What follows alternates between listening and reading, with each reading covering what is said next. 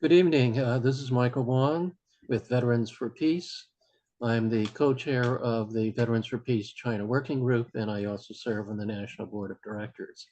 I'm here tonight with George Koo, who retired from a global advisory firm where he advised clients on their China strategies and business operations. He was educated at MIT, the Stevens Institute, and Santa Clara University, and he's the founder and former managing director of International Strategic Alliances. George, welcome. Good evening, Michael.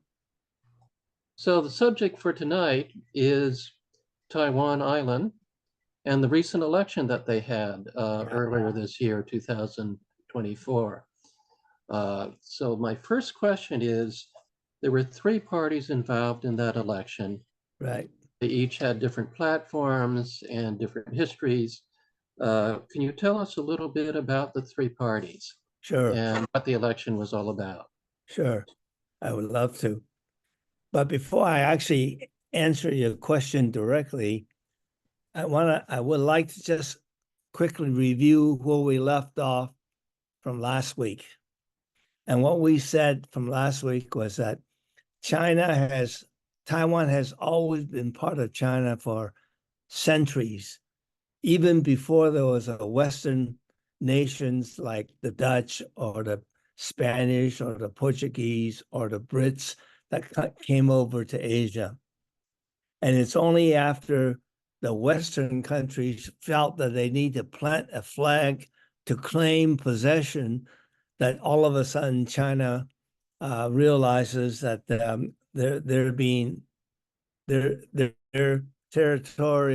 territories have been taken away.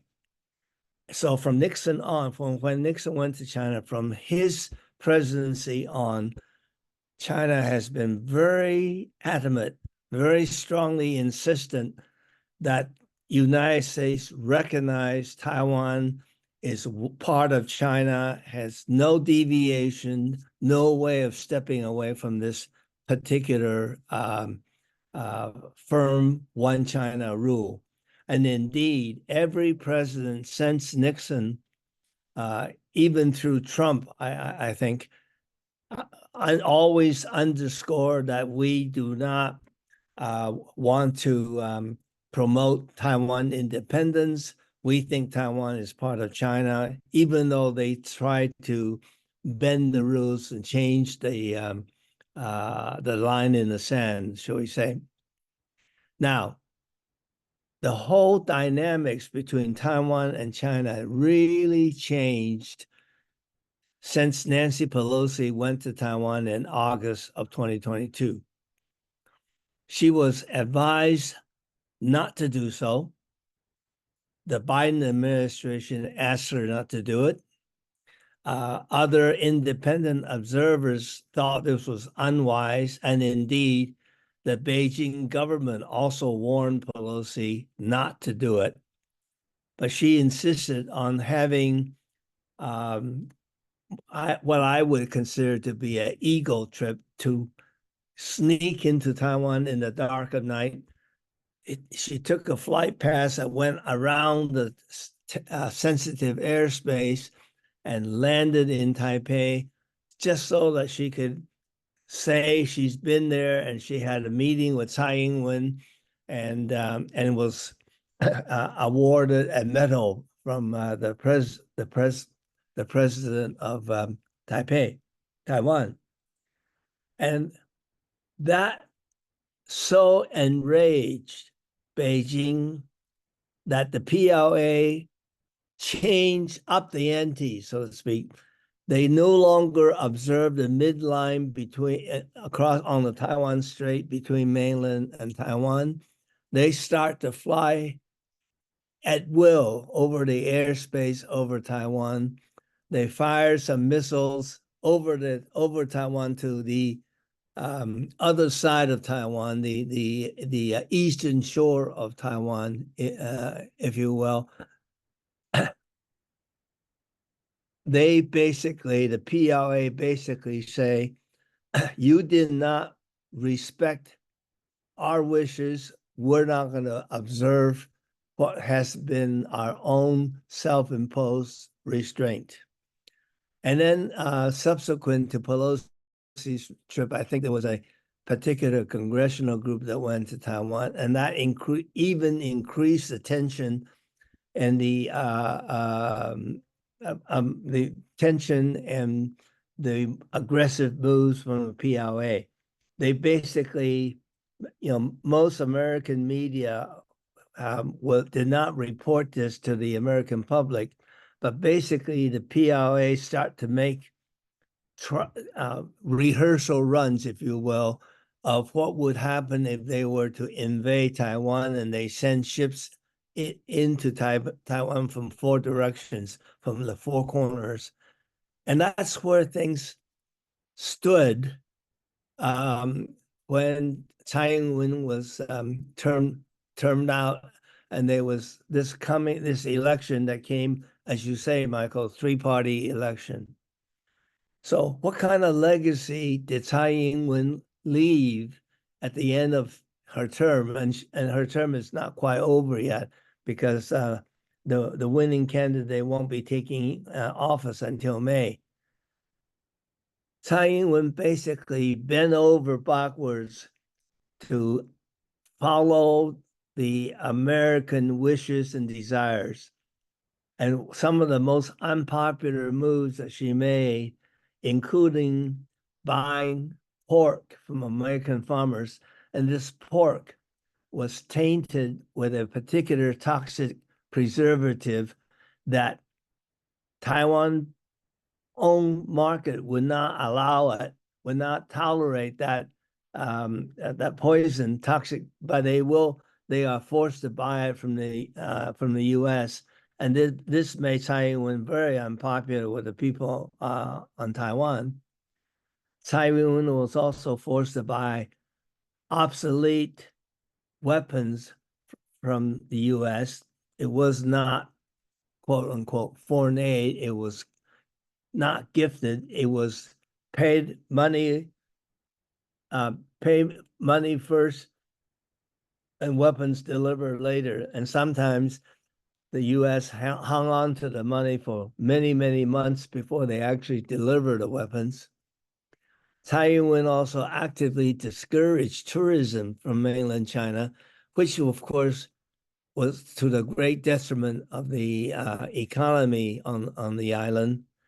And her predecessor, Ma Ying-jeou, had established what was known as the ECFA. Let's see, what's the ECFA stand for? Economic Cooperation Framework Agreement. And with that framework, the economic cross-strait trade was at its height, was the best it is, and there was a tremendous trade surplus enjoyed by Taiwan. All of that declined and virtually disappeared during Tsai Ing-wen's term. So now let me answer your question about the election.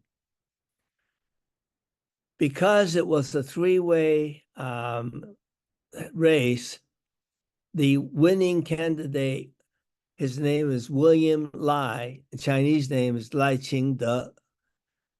He won with just about 40% of the votes. The KMT candidate, Ho Yu-yi, he won 33.5% of the vote. And the third party, the TPP, Taiwan People's Party, Ko Wen-je, he won 26.5% of the votes. Now, both KMT candidate and the TPP candidate are not in favor of Taiwan independence. They are different shades of blue, so to speak, and firmly opposed to the DPP Green Party, which is in favor of, at least subtly in favor of Taiwan independence. Well, the two candidates met to talk about combining forces. But unfortunately, either one of them are not willing to let the other person be the number one to lead the ticket. They both feel that they should lead a ticket, so they never made the deal. And as a consequence of that, they both came in second and third best. On the other hand, because Lai Ching-te won only 40%, as opposed to high 50%, 56, 57% when Tsai Ing-wen ran, he has a very weak mandate.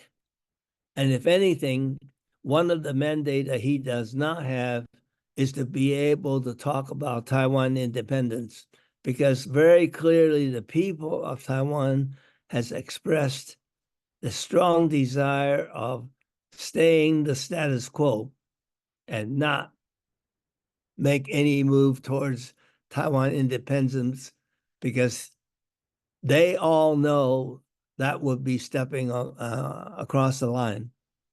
Now, you also asked about who won the legislature.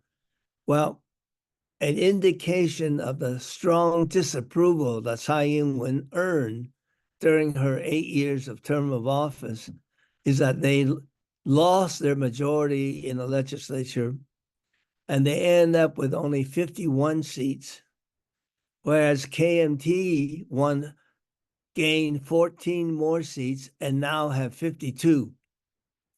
The TPP party gained 8 seats, and then there were 2 independents. So altogether now, the TPP has a swing vote power, if you will, but they are likely to team up with KMT because both are more in favor of getting along with mainland China and not try to antagonize Beijing, if you will.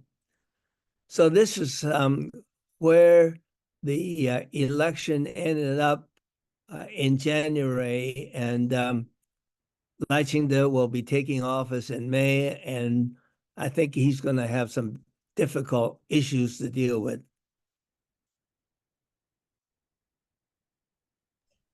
Thank you, George. Okay, my next question is, you answered it actually already, which is you told us who won the presidency, what happened in the legislature. Yeah. So the next question is, former President Ma Ying-jeou went to China, and he toured China with a group of students, and he also met with Xi Jinping. Can you tell us a little more about that? Okay.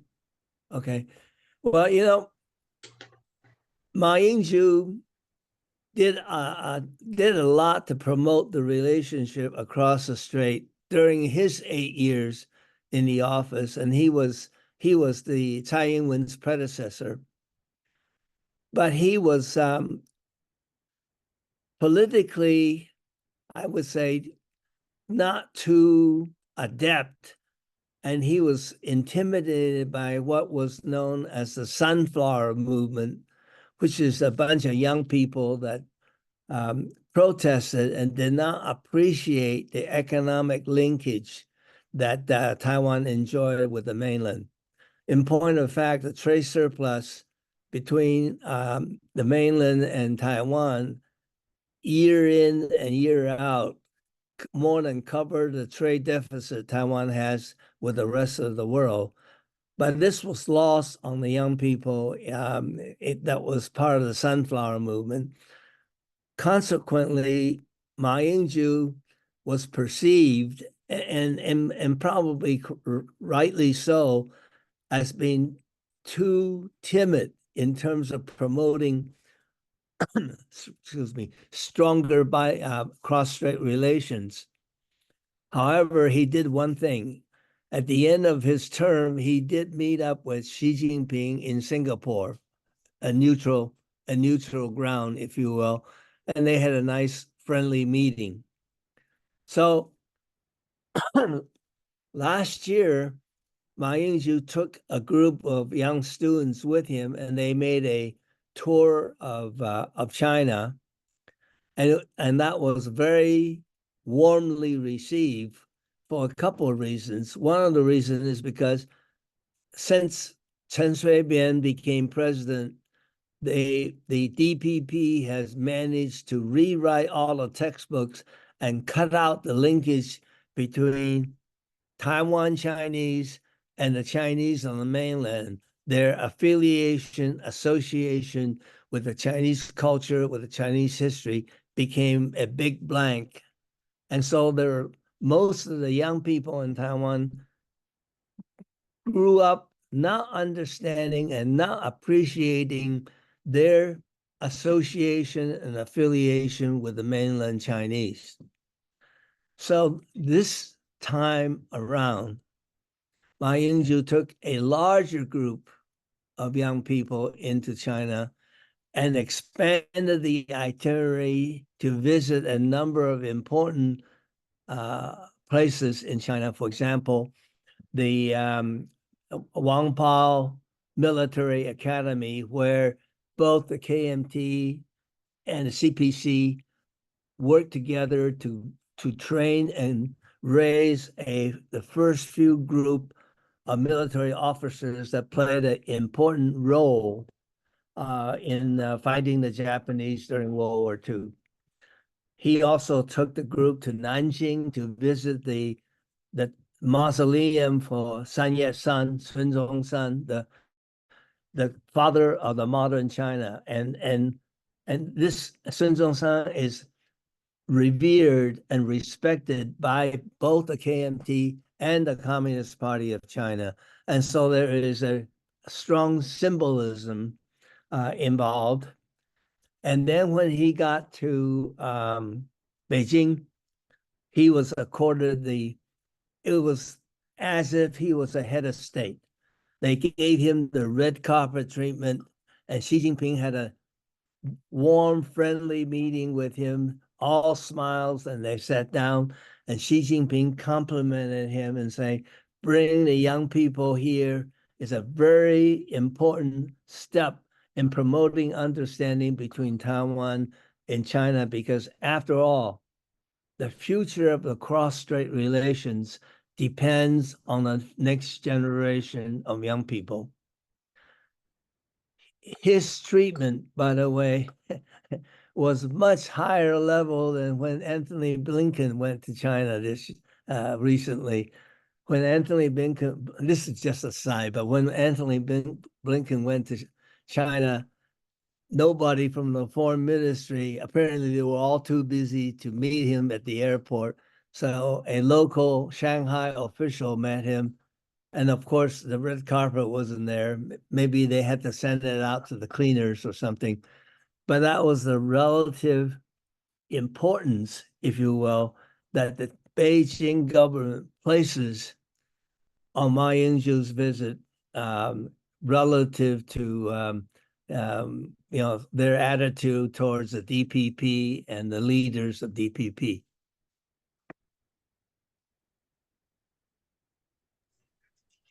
Great, thanks, George. So actually, my last question then is, given the current state of politics and various balance of power between the pro-independence people of the DPP and the other two parties, the TPP and the KMT, who are for the status quo and better relations with mainland China. Yeah. That and US military buildup around China,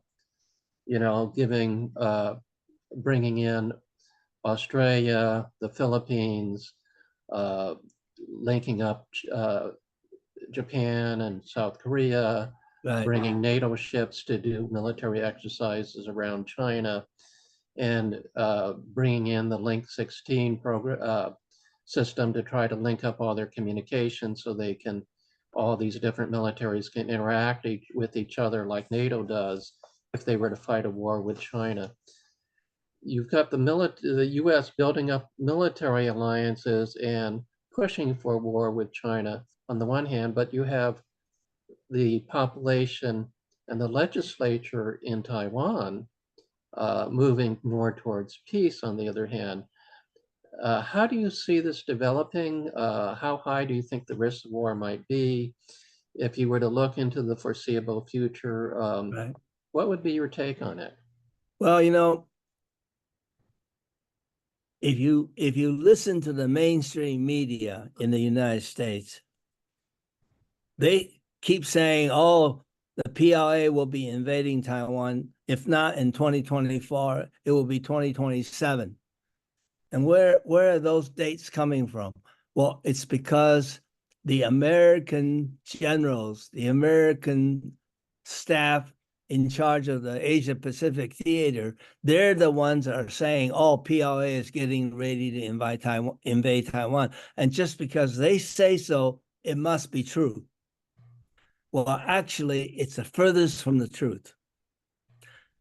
If you look at the so-called allies, South Korea and Japan, they are all saying, "Oh, sure, we're with you, Uncle Sam."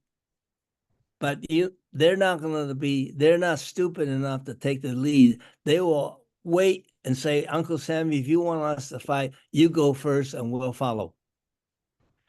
The Ukraine war has taught the Taiwan people a very important lesson. They can see that the Ukrainians were persuaded, if you will, a stronger term would be, was suckered into the war with Russia, and it was a proxy for the United States. It's obvious now from the people around the world that the U.S. no longer wants to do the fighting themselves. 20 years of Afghanistan is enough. They're not going to do any more fighting. They want other countries to fight for them. And Ukraine, unfortunately, is going to be fighting down to the very last Ukrainian. And the people in Taiwan say, "We want no part of it." In the first place, Taiwan as an island is much smaller than the Ukraine, much fewer people in the Ukraine, and the adversary, in this case, PLA, would be much, much larger than the Taiwan people can handle. So they will not willingly become a proxy for any conflict between PLA, between China and the US. Now, the Philippines, Marcos Jr. seems to be acting like he's willing to be the proxy. And whether that will actually happen or not remains to be seen, actually, because internally in Philippines, Marcos' sister is against it. Marcos' predecessor, Duterte, doesn't want to take on China. He would much rather get along with China and co-explore and develop the resources on South China Sea. And I guess maybe we'll talk about South China Sea on a different night, on a different more, explore that further. But what I want to emphasize is when Janet Yellen went to China and say, "You have overcapacity," what does overcapacity mean? That means China is producing and manufacturing way more goods than the United States can make, and therefore the US is saying we can't compete. But guess what? The overcapacity applies to Navy warships.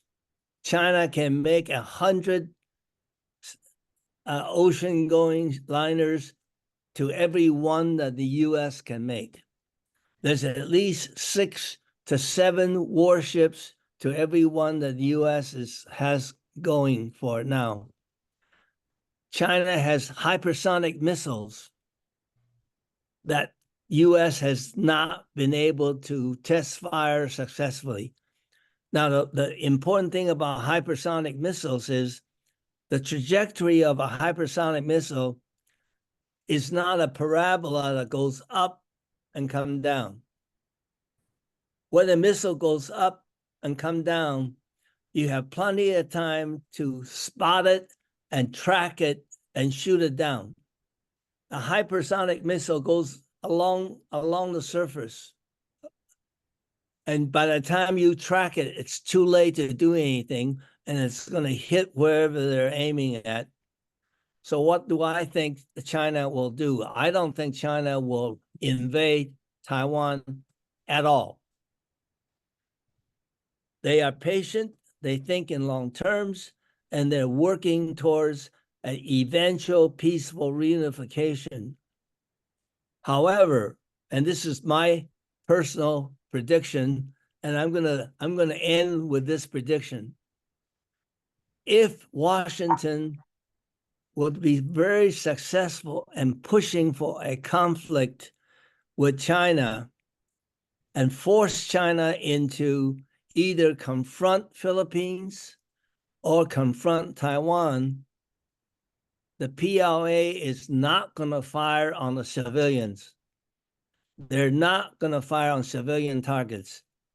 They will first say, we have tried our best for peaceful resolution, but the provocateur behind all this is the United States, and we regard United States as our adversary, and we're going to take out either a battleship, a carrier in the waters nearby, just to show that it can be done, that we have the wherewithal to do that.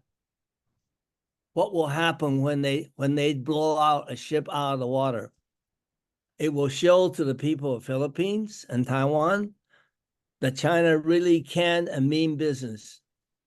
It will let the American people know that Washington has taken on a lot more than they can chew, and they better look for a peaceful resolution and step down. That's my prediction. Mark my word. Okay, thanks. That was a great interview, George. Do you have any final comments before we close? No, I look forward to our next session, Michael. Maybe I'll Okay. find a few more gems to talk about.